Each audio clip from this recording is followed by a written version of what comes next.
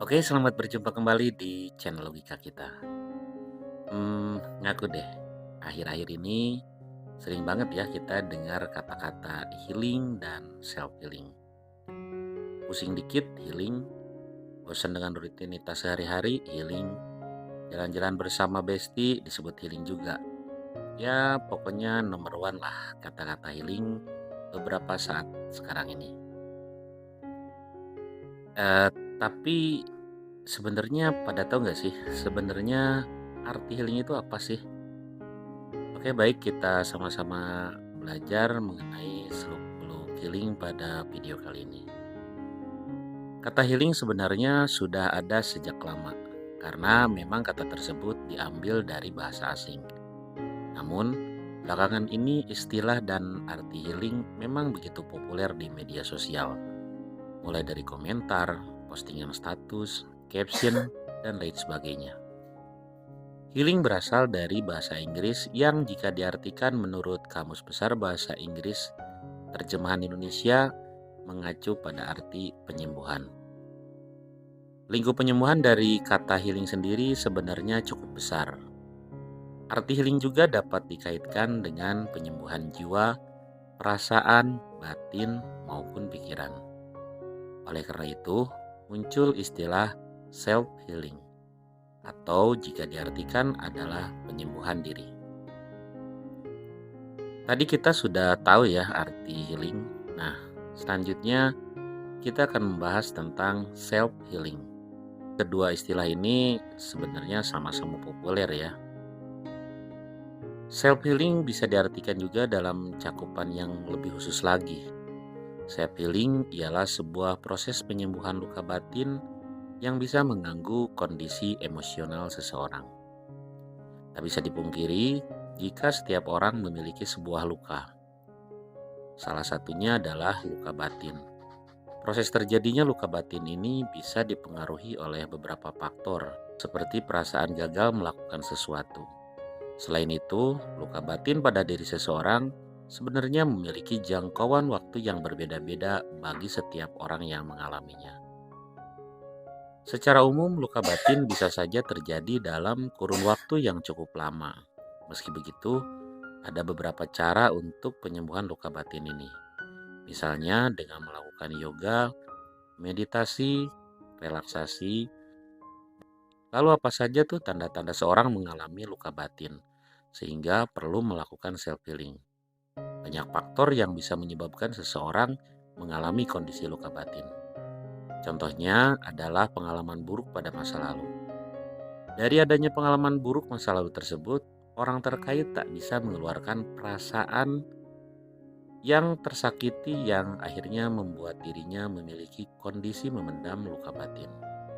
Berikut ini adalah tanda-tanda seseorang sedang memendam luka batin. Yang pertama, lebih sensitif dari sebelumnya. Salah satu ciri orang yang sedang dalam kondisi memendam luka batin yaitu mereka menjadi lebih sensitif dari biasanya. Misalnya ketika mudah menangis terhadap hal-hal yang dianggap sepele sekalipun.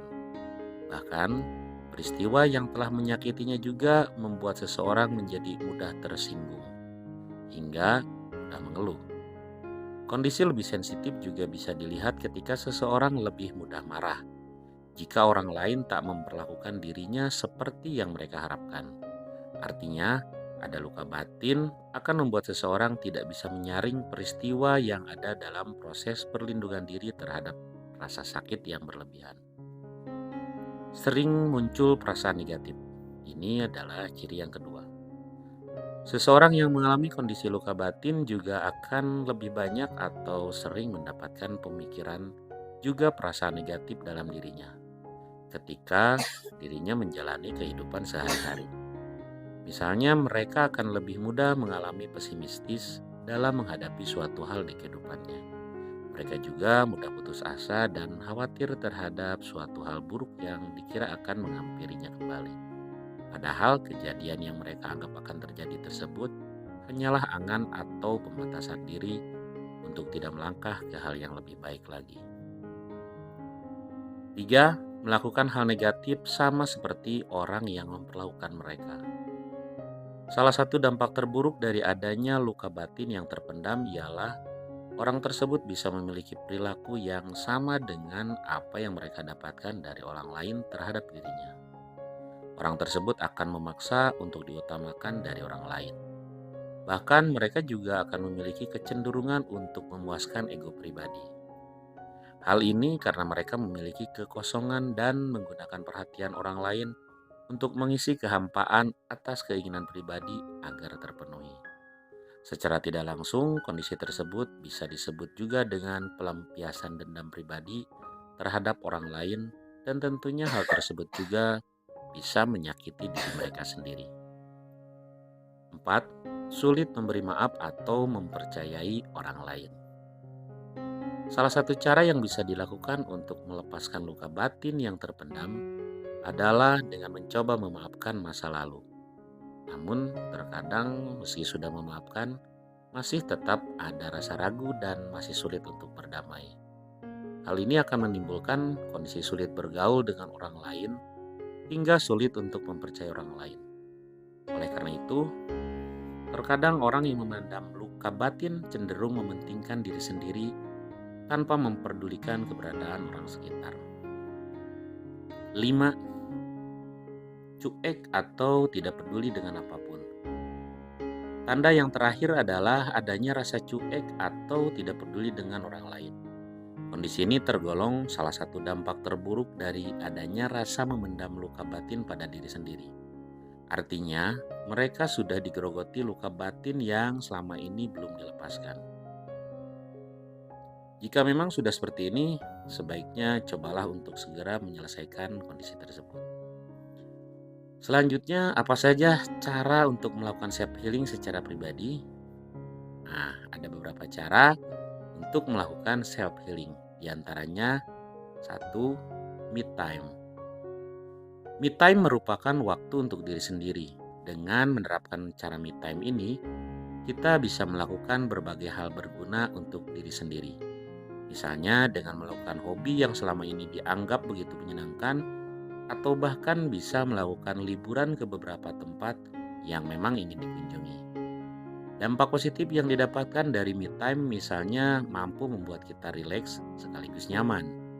Tentunya hal tersebut bisa menjadi metode pengobatan mental yang sebelumnya dalam kondisi luka. 2. Mindfulness.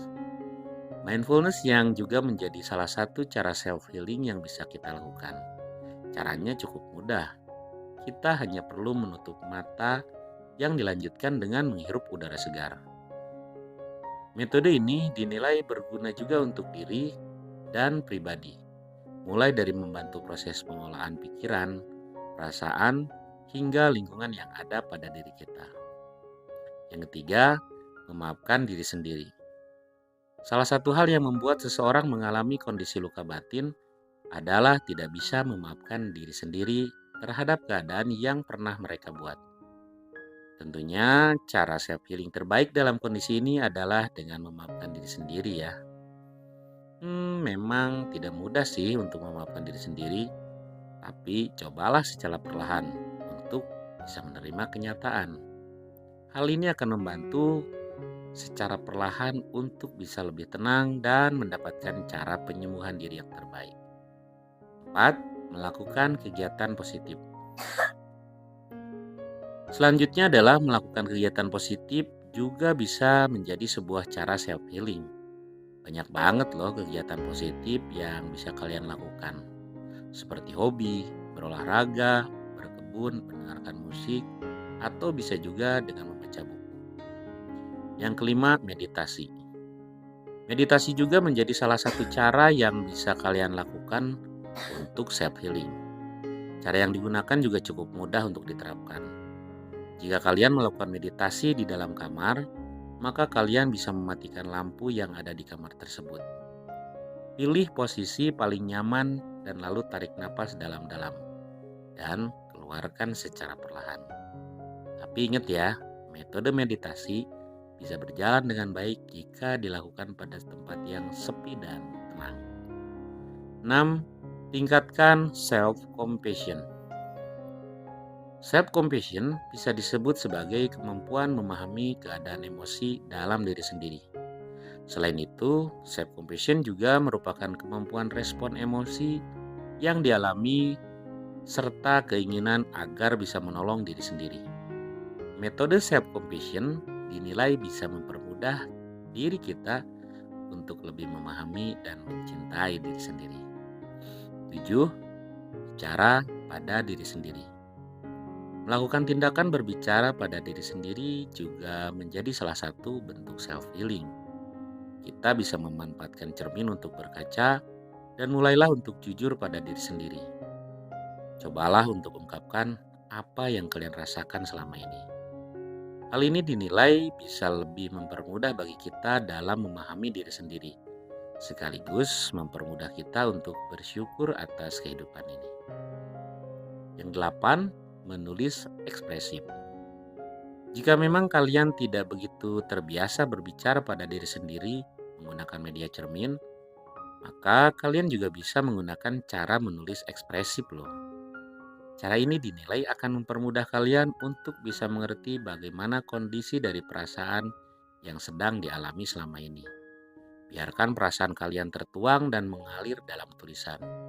Luangkan waktu untuk menceritakan semua yang kalian rasakan secara rutin. Secara perlahan, kalian juga bisa akan semakin mudah untuk memahami diri sendiri. 9. Memaknai masa lalu. Artinya, kalian bisa mencoba untuk mengubah pola pikir atau pandangan terhadap masa lalu sebagai salah satu bentuk pengalaman dan pembelajaran. Ambil pelajaran positif yang diperoleh dari masa lalu. Dengan begitu, langkah kalian untuk maju ke masa depan juga akan lebih ringan. Dengan menggunakan beberapa cara self-healing seperti penjelasan tadi nih, kita akan makin mudah untuk bisa bebas dari luka batin yang terpendam. Selain itu, cara-cara tadi juga dinilai efektif untuk membantu kita lebih memahami diri sendiri, termasuk emosi pribadi. Nah, dari penjelasan tadi, kita jadi tahu nih, apa saja manfaat self-healing. Jadi, beberapa manfaat self-healing diantaranya yaitu 1. Melakukan self-healing bisa membantu untuk mengobati luka di masa lalu. 2. Sangat efektif untuk menghilangkan kecemasan hingga kondisi stres. 3. Bisa menjadi metode peningkatan produktivitas kerja menjadi lebih baik dari sebelumnya. 4. Melakukan self-healing juga menjadi salah satu cara efektif untuk lebih mudah mengetahui kelebihan maupun kekurangan diri sendiri. 5. Self-healing merupakan salah satu cara agar kita bisa menerima masa lalu maupun kesalahan masa lalu secara lebih baik. Oke, baiklah, itu beberapa penjelasan terkait manfaat, cara, dan tanda-tanda agar kita bisa melakukan self-healing. Jadi, jika kalian memendam luka batin, jangan ragu lagi untuk segera menyembuhkannya dengan metode self-healing maupun dengan bantuan profesional seperti psikolog. Oke, terima kasih banyak yang telah mendengarkan dan menonton video ini sampai selesai. Tetap bahagia karena bahagia kita yang rasa. Terima kasih banyak. Wassalamualaikum warahmatullahi wabarakatuh.